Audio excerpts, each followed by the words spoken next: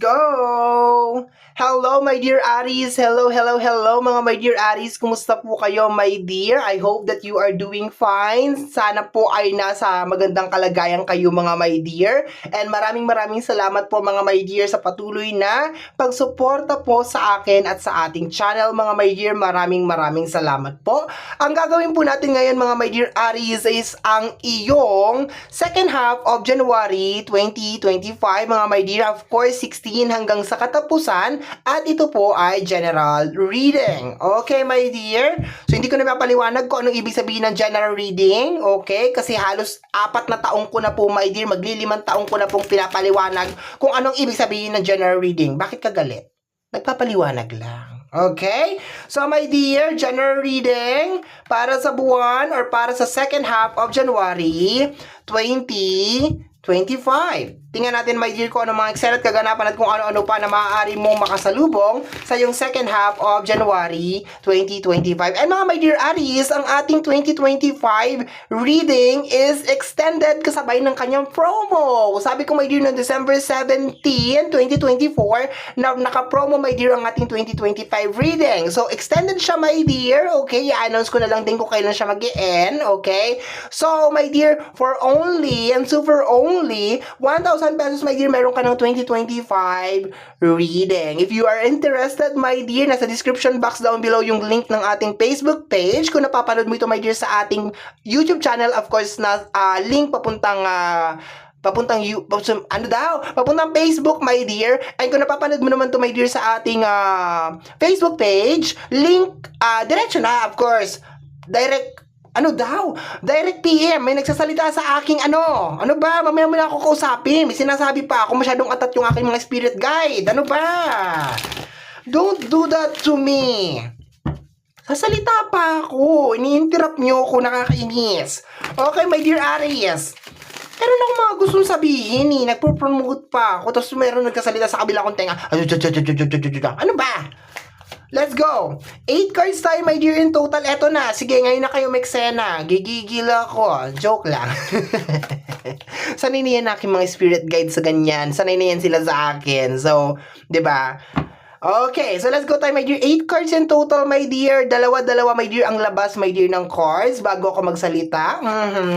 Or bago ko ipaliwanag, my dear. So, hanapin na natin, my dear, ang iyong first pair or first card. We have here the energy of the Emperor. Okay, yan yung ating Emperor over there. Tingnan natin yung kasama ng ating Emperor. We have here the energy of the Two of Pentacles. Wow! Nice! Very nice, my dear. Okay, ano daw? Ngayon ka magsalita. Joke lang, you know? So, my dear, maganda tong card na to, my dear, lalo na sa usapin ng pinansyal. You see, my dear, yung ating Two of Pentacles over here, balancing, my dear, yung mga pera over here. Yes, my dear, meron pa rin talagang problema, my dear, in the background. Okay, meron pa rin talagang mga emotion, my dear, or meron pa rin talagang mga eksena in the background. Pero ang pinaka-focus mo kasi talaga, my dear, para sa second half, my dear, of January is yung usapin ng pera. And this is the Emperor, my dear. So, ibig sabihin, balance, my dear, yung usapin, my dear, ng pinansyal, or dahan-dahan siya, my dear, na umaayon siya, my dear, sa kagustuhan mo, my dear. There's a tendency, my dear, na baka meron ka rin mga problema, my dear, na may kinalaman sa usapin ng pinansyal, ang ma-resolve, my dear, sa second half of January 2025. Okay? Baka din meron ka rin mga mabili, my dear, na mga bagay na gusto mo. Okay? Nakikinig ako. My dear, okay, baka meron ka daw mga bagay, my dear, na mabili mo. Ngayong second half of January. Okay.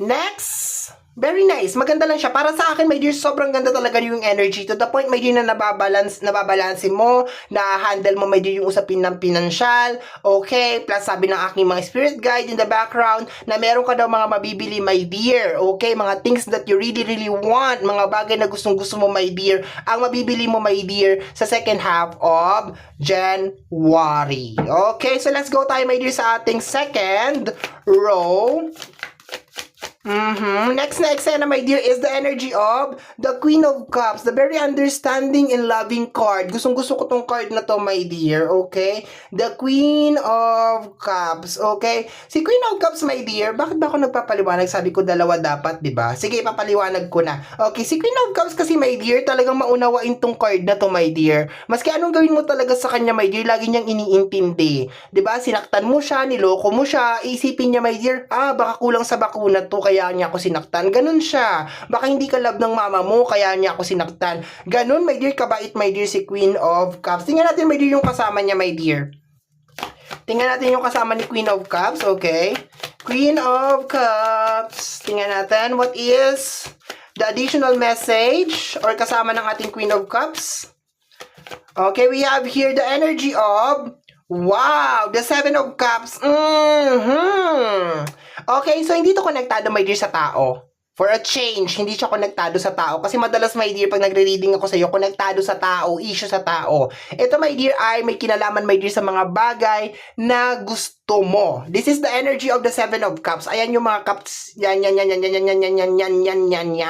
Yan yung mga gusto mo, my dear. Yan, okay? So, minsan, my dear, itong Seven of Cups na to, pag lumalabas to, nagre-release to, my dear, ng energy na parang sinasabi na magdahan-dahan ka sa mga bagay na gusto mong mangyari sa buhay mo. Dahan-dahan ka sa mga minamanifest mo.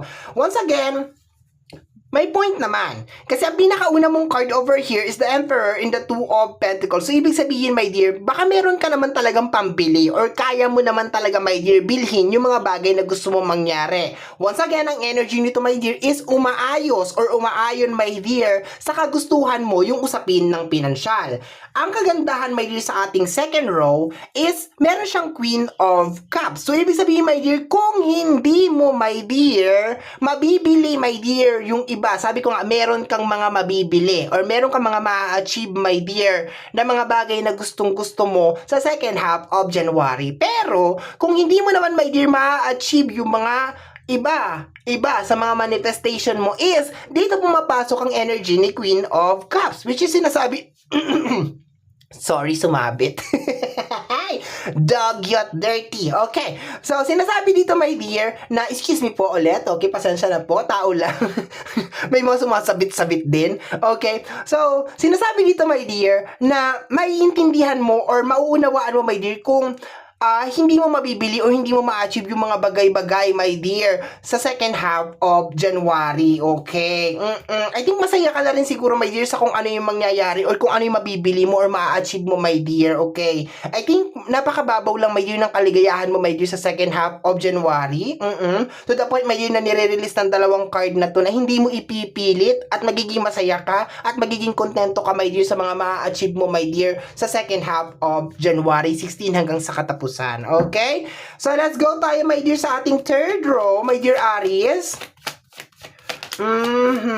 Meron kang enough understanding, my dear Aries, na merong mga bagay na kinakailangan talagang hintayin ang tamang panahon. Okay? So, baka meron kang mga gustong bilhin, pero, di ba, hindi pa naman talaga kayang mabili. Okay. We have here the Three of Pentacles. Collaboration. Okay? Tingnan natin bakit. Three of Pentacles. Okay? My dear Aries, tingnan natin.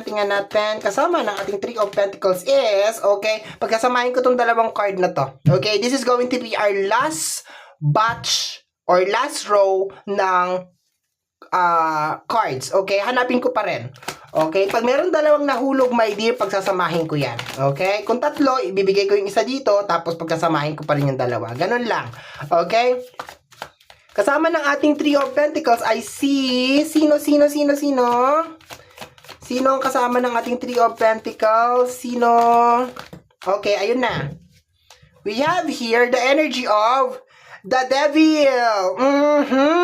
Dinalaw ka pa rin talaga. Ano sabi ko, my dear? The Three of Pentacles is energy of collaboration. Yung kasi ang una ko talagang naramdaman, okay? So, meron mga tao, my dear, na posibleng didikit-dikit sa'yo, aaligid-aligid sa'yo, or parang gusto kang makasama, or baka bigla ang babait sa'yo, my dear, kasi inaamoy nila, my dear, na may pera ka. Okay? Okay? Ibig sabihin, pakikinabangan ka lang nito, my dear. Once again, dalawa lang, my dear, ang pentacles natin sa ating table. Sa ating table, my dear, we have here the Two of Pentacles. Ang partner is the Emperor, which is very, very good. And the Three of Pentacles. So, ibig sabihin, my dear, merong mga plastic, my dear. Mga plastic to, my dear. Hindi pwede sa initan dahil malulusaw.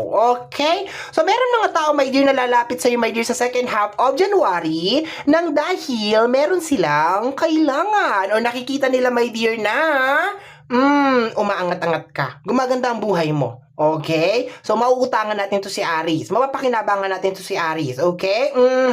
Ingat, my dear. Be careful. Be careful. Be careful. Kasi meron mga energy na gusto ko ang gamitin at gusto ko lang pakinabangan, my dear, sa second half of January 2025. Okay? So, we have here the Nine of Pentacles, my dear, and the Wheel of Fortune. Mga opportunities, mga offer, my dear. Ang ganda!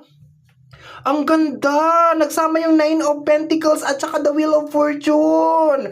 My dear, normally ito'y pag-uusap na may kinalaman sa usapin ng pinansyal. So kung meron ka, my dear, mga na-miss na opportunities, mga business transaction, posible din, my dear, baka meron magbabayad sa'yo, meron pumapasok, my dear, ang pera, my dear. Very, very nice. Claim this reading, claim this. Huwag mo lang i-claim, my dear, itong third row natin. Yung mga manggagamit na tao, my dear, gusto ka lang talagang pakinabangan. Ayan o.